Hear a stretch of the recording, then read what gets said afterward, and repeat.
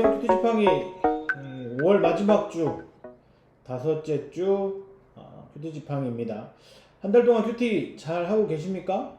고등부 친구들이 큐티하는 친구들이 좀 많아졌으면 좋겠는데 삶의 기준 삼아 살아가는 하나님의 말씀을 삶의 기준 삼아 살아가는 고등부 학생들이 점점 더 많아지기를 주님의 이름으로 간절히 소망합니다. 자, 시작하겠습니다.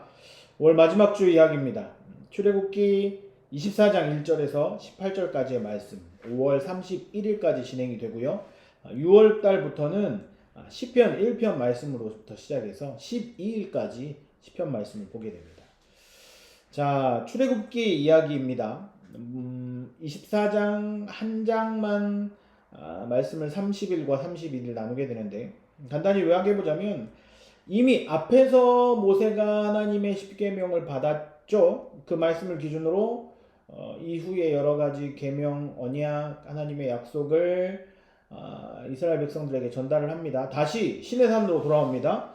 자, 지금까지 출애굽기의 이야기는요, 모세와 하나님과 모세 그리고 이스라엘 백성들 간의 이야기였어요. 그런데 이 십계명을 통한 약속, 언약은 하나님이 모세를 통해 이스라엘 백성들에게 전해주셨습니다.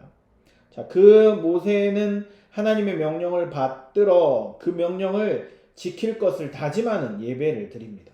자, 재단이 필요합니다. 장로들이 함께합니다. 그리고 이스라엘 백성들이 그 자리에 함께 있습니다. 자, 이들은요 하나님의 영광 앞에 엎드려 명령을 지킬 것을 다짐하고 있습니다. 자, 하나님은 모세를 구름 속의 시내산에서 40일간 머물게 하시고 하나님의 명령을 받게 하시죠.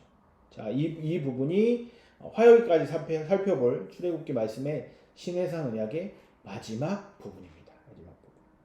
자, 그럼 6월 1일부터는 출애굽기를 잠시 멈추고 시편 말씀을 묵상하게 되는데 시편 성경에서 이야기하는 가장 많은 부분을 차지하고 있는 성경이기도 하고요. 시편은 하나님의 사람들이 인생의 여정 속에서 일어나고 있는 여러 가지 일들, 죄를 짓기도 하고요. 하나님께 예배를 함으로 감사를 드리기도 하고요. 또 기쁜 일을 일어나서 하나님을 찬양하는 내용도 있고요. 고민과 고통 속에서 하나님 왜 나를 이렇게 어렵게 하십니까? 라고 이야기하는 사람들이 있습니다.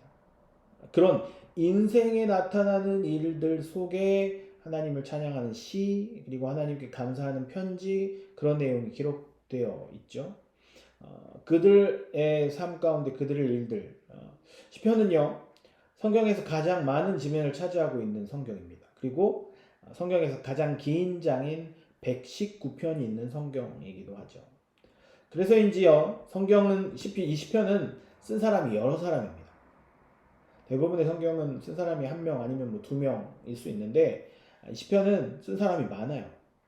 가장 많은 부분을 차지하고 있는 것이 이 다윗 찬양시가 많고요. 아삽, 고라자손, 솔로몬, 모세, 헤만, 에단이라고 이야기하는 사람들도 이 시편을 썼습니다.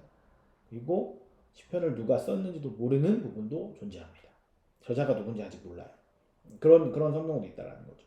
자, 각각의 찬송시 그리고 편지, 기도문으로 기록되어 있습니다. 시편은 다른 성경과는 달리 장으로 구분하지 않습니다. 아까 말씀드렸죠? 찬송, 편지, 시이기 때문에 편으로 나눕니다. 그래서 1편, 2편, 3편으로 우리가 부르고 있죠. 살펴볼 1편과 2편, 시편의 시작입니다. 가장 중요한 것, 자, 이스라엘 백성들에게도 하나님이 계속해서 십계명의 약속을 통해서 이야기해 주시는 건 뭐냐면 하나님이 너희를 사랑한다. 내가 너희를 사랑한다. 내가 너희를 보호하겠다. 그렇지만 너희 약속을 잘 지켜야 해. 라고 하는 것. 똑같이 시편의 말씀에도 1편, 2편 시작이죠. 하나님이 사람들에게 주시는 가장 큰 원칙 무엇일까요? 순종해야 한다. 내가 너희에게 준 명령 순종해야 한다. 그리고 선포하는 사람이 되어야 한다.